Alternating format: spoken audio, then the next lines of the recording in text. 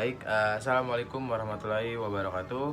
Perkenalkan, nama kami, saya sendiri Aulia Rahman dengan NIM 2210103005 dan Nama saya Dandi dengan NIM 2210103020. Dan saya Dava dengan NIM 22101030.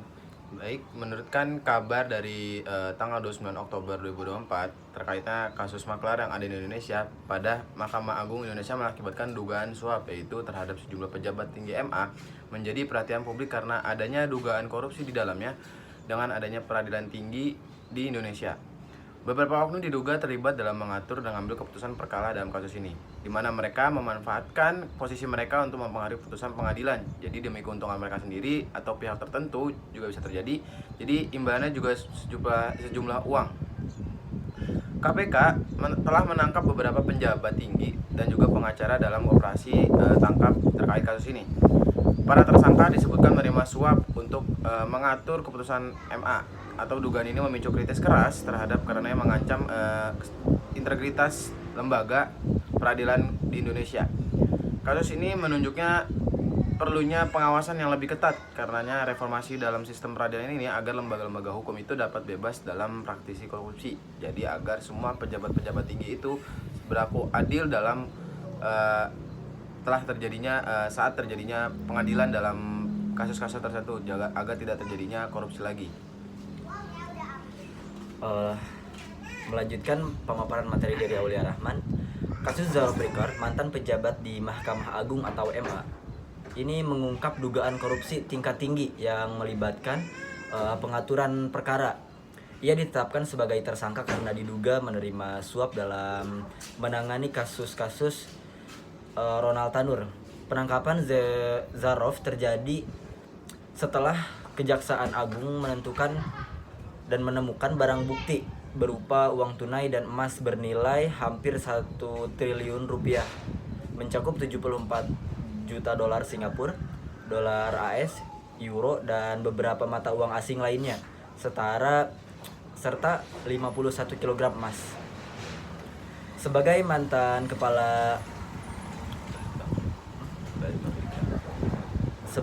kepala Balitbank Diklat Hukum di MA, Zarof diduga menggunakan posisinya untuk mempengaruhi keputusan hukum dengan imbalan yang sangat amat besar.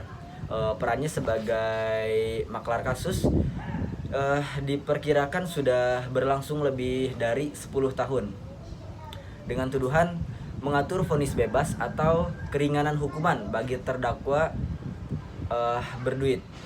Ia kini menghadapi ancaman hukuman hingga 20 tahun penjara atas pelanggaran ini. Kasus ini menuai banyak perhatian publik dan sorotan tajam di masyarakat karena memperlihatkan kompleksitas jaringan korupsi di lembaga peradilan Indonesia dan urgensi reformasi menyeluruh di dalam sistem hukum. Dan kasus Zarof Breaker mulai tercium ketika Kejaksaan Agung mendalami dugaan gratifikasi di lingkungan Mahkamah Agung.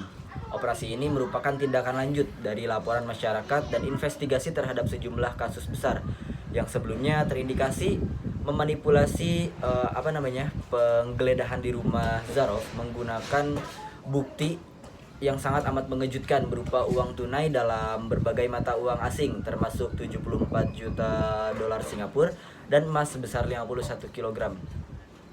Yang diduga hasil dari jual beli kasus. Dari temuan tersebut muncul dugaan kuat bahwa Zarof telah lama menjalankan praktik maklar kasus di MA atau Mahkamah Agung. Kemudian analisis dari kasus ini adalah ini kasus yang memberikan pencemaran nama baik terhadap MA, di mana kasus ini memberikan gambaran serius kepada pengawasan dan transparansi di bagian MA.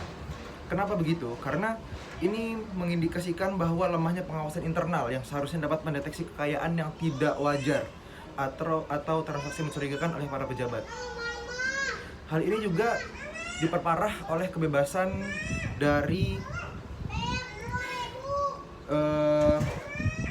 oknum dalam mengatur kasus demi keuntungan pribadi tanpa ada mekanisme yang benar-benar efektif untuk meninjau keputusan mereka secara independen.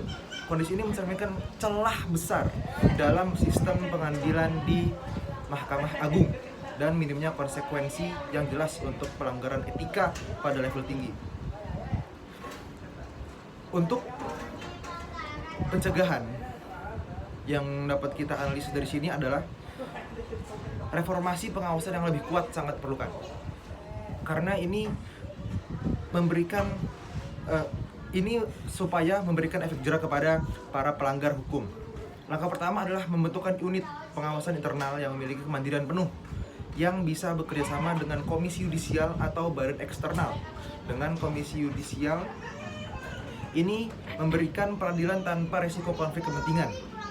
Peningkatan transparansi pun menjadi bagian penting sehingga audit terhadap kegiatan yang dilakukan oleh para pejabat bisa diawasi dengan baik oleh setiap pihak. Kemudian ada penguatan integritas dari pendidikan yang dienyam sebelum mereka bisa menjadi pejabat tinggi negara.